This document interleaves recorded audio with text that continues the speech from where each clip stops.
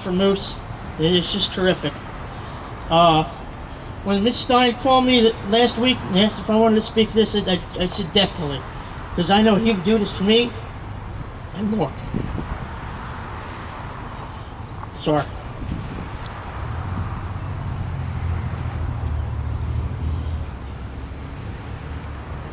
When you look in the dictionary under hero, it says a person who's greatly admired.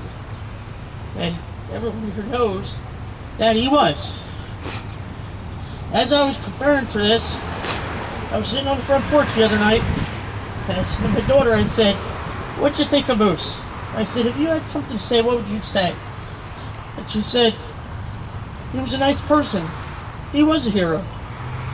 He was a nice family man." And he was. He really was. Not only his family, but his family in the fire service, in the community, and everywhere else. I've learned so much from him, words can't describe.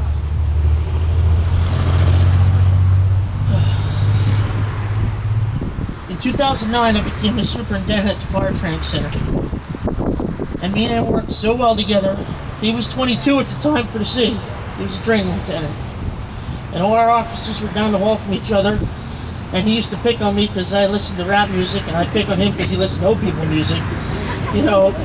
But it was, I tell you what, if you wanted two people that worked together, right there was the two people that worked the best together.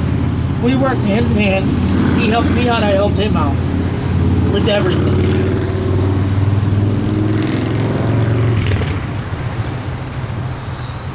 We became really close friends. And not only work, not only the fire department, but as a family.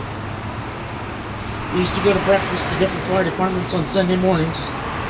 My family, his family. And we had a really good time. Thanksgiving, so I would the night before Thanksgiving, I'd always have turkey dinner.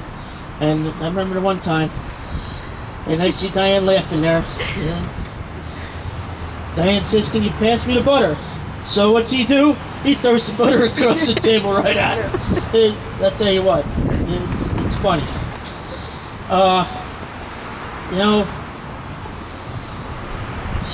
He was a guy to be a friend, and he just was. If you wanted, I had an issue with my truck one time, and he loaned me his vehicle. That's just the kind of guy he was. And being the day before Father's Day, Josh, your father would have done anything for you, and everyone knows that. You know that. Just keep that in your heart, okay? I remember we went to Long Beach Island, and he wore this pirate hat for you, and it brings back so many funny memories. The city Christmas parade one year, and he had this big fluffy red hat on, and man, I took a picture of it, holy cow. Man, did I get a stare. And some words said that better not end up anywhere. Well, Moose was a giant help to my family. In 2010 was probably the hardest day of my life.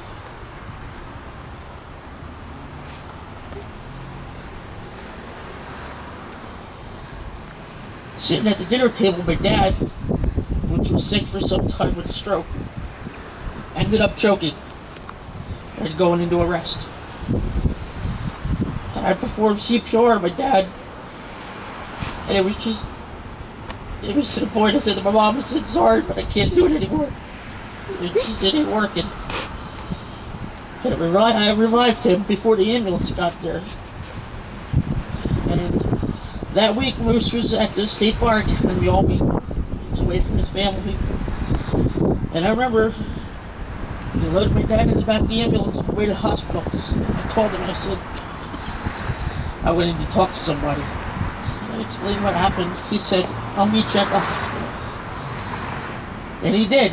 He left his family and came to be with us.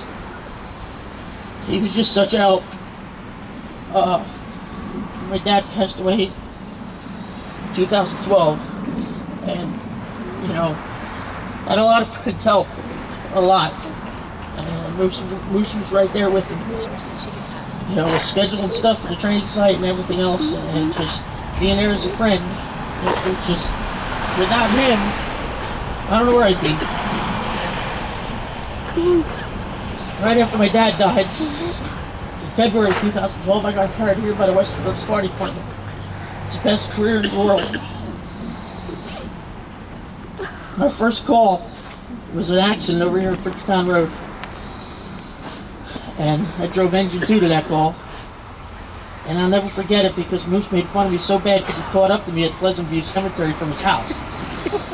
So, it was just, wow, the memories. There's just so many, where do you end? So, the day after that, it was the day that Moose went to the hospital.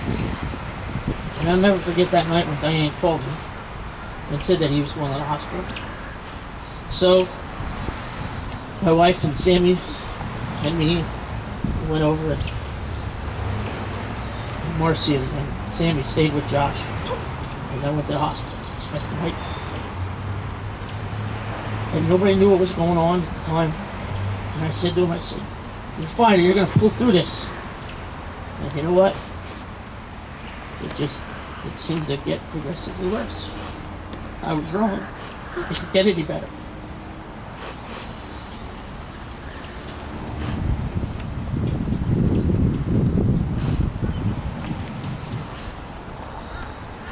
As the time progressed, and time went on, he just seemed to not be himself. You know, it was hard to go see him now. And it's no excuse not to go see anybody. It's really not. And if I can say one thing that everybody takes this away, if it ever happens to your friends, to your family, don't let them go. You gotta go see them and support them. Support them. You know, I was listening to my iPod last night. There's a song. As the song goes, you're only gonna love her. You only love her when you let her go. You only know that when you let her go that you love her. And you know what? It's a different way of thinking about it, but you know, you never know what God has in store for us, when it's going to be our last day. So live each day as your last. And love your family and your friends, and don't forget them. A couple last words here. As time goes on, and just don't forget Diane and Josh and the family. Always keep them in your hearts. Give her a shout, give her a call, have her stop by the firehouse, whatever. But don't forget them. And everybody in the crowd, and everybody in the community, and everywhere else, stay Moose strong. Thank you.